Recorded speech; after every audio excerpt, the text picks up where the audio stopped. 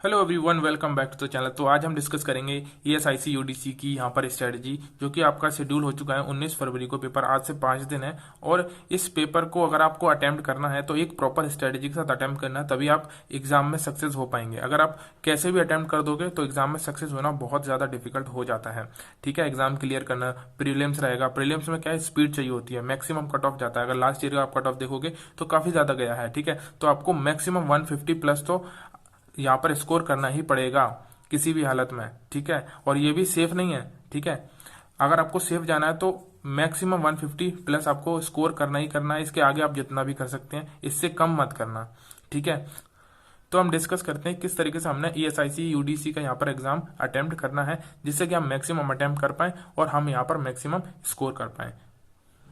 तो गाइज, अगर अभी तक आप स्मार्ट कीड़ा का मॉक यूज नहीं कर रहे हो तो शायद आप गलत वे में प्रैक्टिस कर रहे हो। स्मार्ट कीड़ा के मॉक में बहुत ही अच्छे लेवल के क्वेश्चंस होते हैं। अगर आप उन क्वेश्चंस को प्रैक्टिस करके एग्जाम देने जाओगे तो आपको काफी ज्यादा हेल्प होने वाली है। ठीक है, तो अगर आपको अभी होली के जो ऑफर्स चल रहे हैं, होली में बहुत ज्यादा डिस्काउंट मिलता है, इन जो ओकेजन होते हैं ना, इनमें काफी ज्यादा डिस्काउंट मिलता है। तो अगर अभी 25% का डिस्काउंट मिल रहा है, आपको जो भी प्राइस दिख रहा है उस पर आपको बाय करने की बिल्कुल भी जरूरत नहीं है। आप बस DB10 ये कोड लगाओगे, आपको काफी ज्यादा प्रॉफिट डिस्काउंट मिल जाएगा एंड वहां से आप बाय करके प्रैक्टिस करो अच्छे से और एग्जाम क्लियर करो। तो बढ़ते हैं अपनी स्ट्रेटजी की ओर। तो सबसे पहले हमें जानना पड़ेगा कि हम जब भी हम एग्जाम में बैठेंगे तो हमारे किस वे में एग्जाम खुलेगा। तो सबसे पहले आपको रीजनिंग खुलेगा। ठीक है, उसके बाद जीए, उसके बाद क्वांटिटी एप्टीट्यूड एंड देन उसके बाद आपको इंग्लिश यहाँ पर खुलता हुआ दिख जाएगा। तो अब जिसको स्ट्रेटजी नहीं पता होगी या जो भी फर्स्ट टाइम दे रहा होगा, तो सबसे पहले वो रीजनिंग अटेम्प्ट करेगा, फिर जीए, क्वांटिटी एप्टीट्यूड, देन इंग्लिश। तो इसमें क्या रहता है, जैसे फॉर एग्जांपल आपने रीजनिंग कर दिया, अच्छा जीए में आपका क्या है, कुछ क्वेश्चंस ऐसे आए जो आपको नहीं आते थे या काफी बेकार सेक्शन ये आपका गया, तो आगे के जो 2 सेक्शन है ना, ये आपके ऑटोमेटिकली यहाँ पर खराब हो जाएंगे, क्योंकि आपका जो माइंड है वो उसी वे में सोचता रहेगा कि यार मेरा एक सेक्शन तो खराब हो गया, अब क्लियर होगा या नहीं होगा।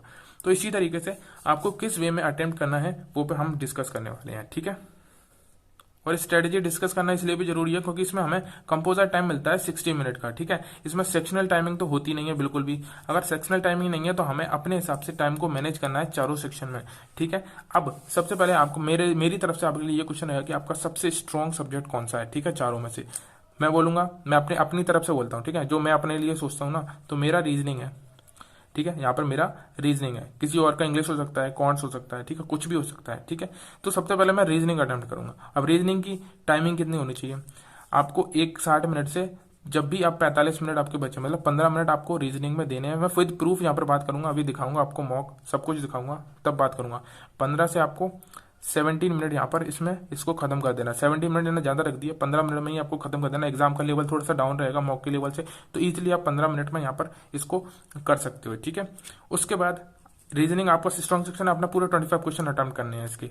एक भी क्वेश्चन आपने छोड़ा तो ये आपके लिए ड्रॉबैक हो सकता है। ठीक है, उसके बाद मैं क्या करता था, उसके बाद मैं जीए अटेम्प्ट करता था।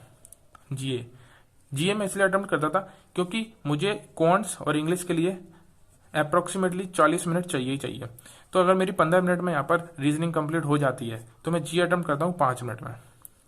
और आप बहुत सारे लोग बोलेंगे 5 मिनट में जीए नहीं कर पाओगे, एग्जाम में मॉक में जरूर कर लेते हो, एग्जाम में नहीं कर पाओगे। तो भाई प्री एग्जाम दे रहे हैं, प्री के एग्जाम में 1 लाइनर ही आएंगे, 2 लाइन 3 लाइन वाले नहीं आएंगे जो मेंस में आते हैं। प्री में 1 लाइनर ही आएंगे जो आप with in a seconds, 5 second 6 second में ही क्वेश्चंस को अटेम्प्ट कर सकते हो। ठीक है, तो यहाँ पर ये 5 मिनट आराम से हो जाएंगे। मैं दिखा दूंगा, सब कुछ दिखाऊंगा, प्रूफ के साथ दिखाऊंगा। ठीक है, उसके बाद ये 2 अटेम्प्ट कर लिया आपने। उसके बाद आपको क्वांट देखना, इंग्लिश देखना, इसमें से जो भी आपका स्ट्रॉन्ग सेक्शन है।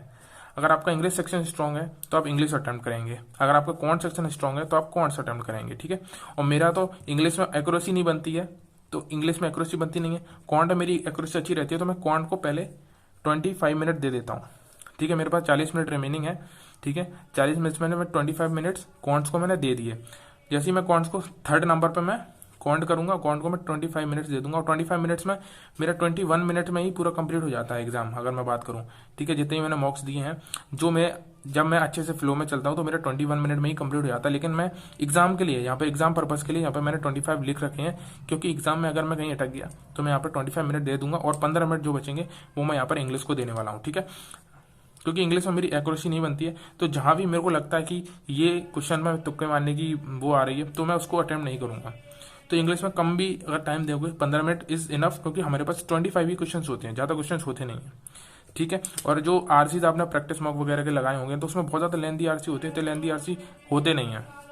तो एक बार मैं फिर से आपको कंक्लूड कर देता हूँ। रीजनिंग आप पहले नंबर पर अटेम्प्ट करेंगे अगर आपका स्ट्रॉन्ग सेक्शन है तो, अगर नहीं है तो आप जो भी देखेंगे कि आपका कौन सा स्ट्रॉन्ग है वो अटेम्प्ट करेंगे। ठीक है, 15 से 16 मिनट से ज़्यादा आपको रीजनिंग में नहीं देना है। अगर आप इससे ज़्यादा दे रहे हैं तो आपकी प्रैक्टिस कम है फिर। ठीक है, फिर उसके लिए तो मैं कुछ कर नहीं सकता। रीजनिंग में आपका जीए में आपका इजीली हो जाएगा। इस पेपर दे के आओगे ना, आप खुद बोलोगे हो गया। ठीक है, तो जी आपका इजीली हो जाएगा। अब इसके बाद आपका जो भी स्ट्रॉन्ग सेक्शन होगा, अगर आपका इंग्लिश सेक्शन है तो 3rd नंबर पर आप इंग्लिश अटेम्प्ट करोगे, और मैक्स टू मैक्स आप 15 मिनट देना। अगर आपको लगता है कि मैं स्कोर अच्छे से कर पा रहा हूँ विद एक्यूरेसी, अगर एक्यूरेसी आपकी इंग्लिश में नहीं है तो मैं बोलूँगा कि आप 15 मिनट ही देना।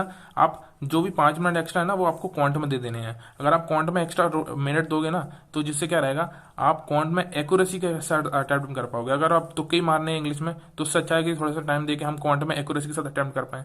एक्यूरेसी बहुत इंपॉर्टेंट है। मैंने पिछले साल ये देख लिया है कि अगर मैं मेरी एक्यूरेसी पिछले साल काफ़ी बेकार थी, तो मुझे पता चल गया कि अगर एक्यूरेसी नहीं है ना तो आप कहीं भी सक्सेस नहीं हो पाओगे। एक्यूरेसी मेंटेन करना ही सबसे बड़ी बात है।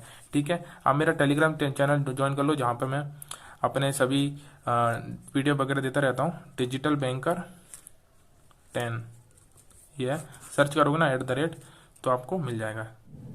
तो गाइस, प्रूफ दिखाने से पहले मैं आपको बता दूं, अगर आप ऑलरेडी कोई स्ट्रेटजी फॉलो कर रहे हो तो उसको ही करते रहो। लेकिन अगर आप कोई भी स्ट्रेटजी फॉलो नहीं कर रहे हो तो मेरी स्ट्रेटजी एक बार फॉलो करके देखो और आप मॉक लगा लेना पहले। ये नहीं कि आप डायरेक्टली एग्जाम में इस चीज को अप्लाई करो, पहले से ही कम से कम 10 मॉक लगा लेना। 5-26 दिन है, 10 मॉक आराम से लग जाएंगे, 2 मॉक पर डे के हिसाब से 10 मॉक लगा लेना। उसके बाद ही जो मैंने बताया है, अगर आपको लगता है कि हाँ मुझे इससे पॉजिटिव रिजल्ट मिल रहे हैं तो ही आप उस चीज को फॉलो करना, वरना मत करना। आप देखो यहाँ पर मैं रीजनिंग की बात करूं तो जैसा कि मैंने बोला था कि 15 से 17 मिनट से ज्यादा मत देना। यहाँ पर मुझे 17 मिनट इसलिए लग गए क्योंकि मैंने जो ब्लड रिलेशन है ना उसमें थोड़ा सा टाइम ज्यादा ले लिया था, तो वरना मैं 15 मिनट में निपटा देता हूँ। ठीक है, बाकी जीए में 4.5 मिनट, और मैंने सारे क्वेश्चन करे हैं। देखो यहाँ पे मैंने 25 अटेम्प्ट किए हैं, ये देख लो। ठीक है, और यहाँ पे मैंने 13 ही अटेम्प्ट किए क्योंकि मेरे को 13 ही आ रहे थे, उसमें से 3 गलत भी हो गए। ठीक है, अगर आते तो पूरे तो मैं पूरे भी अटेम्प्ट कर सकता था, लेकिन मैंने 4.5 में पूरे ही देख लिए थे। ठीक है, अगर एफटी की बात करूं तो एफटी में जैसा कि मैंने कहा कि मेरे 25 मिनट मैंने रखे हैं, लेकिन मैं 21 मिनट में कर लेता हूं। तो 21 मिनट मैंने कर लिए थे, 23 कर लिए थे। 23 में से 1 गलत हो गया और दो मेरे पे बने नहीं थे। ठीक है, बन तो रहे थे लेकिन उसका आंसर सही नहीं दिख रहा था। ठीक है, तो मैंने वो अटेम्प्ट नहीं किया। बाकी इंग्लिश में जैसा कि मैंने बोला 15 मिनट से ज्यादा मत देना। मैंने 13 ही मिनट में अटेम्प्ट कर लिया था, लेकिन मैंने अटेम्प्ट भले ही 19 करे। 19 इसलिए करे क्योंकि मेरे को 19 ही आ रहे थे, बाकी मैं तुक्का लगा। जैसे मैंने कहा था कि मेरी एक्यूरेसी नहीं बनती है इसमें, इसलिए मैं ज्यादा तुक्के नहीं लगाता हूँ। लेकिन इस वाले मौके में थोड़ी ज्यादा गलत हो गए, लेकिन मैंने फिर भी दिखा दे रहा हूँ, ऐसा कोई दिक्कत है नहीं। तो इसी तरीके से तो ठीक है, आपने देख लिए।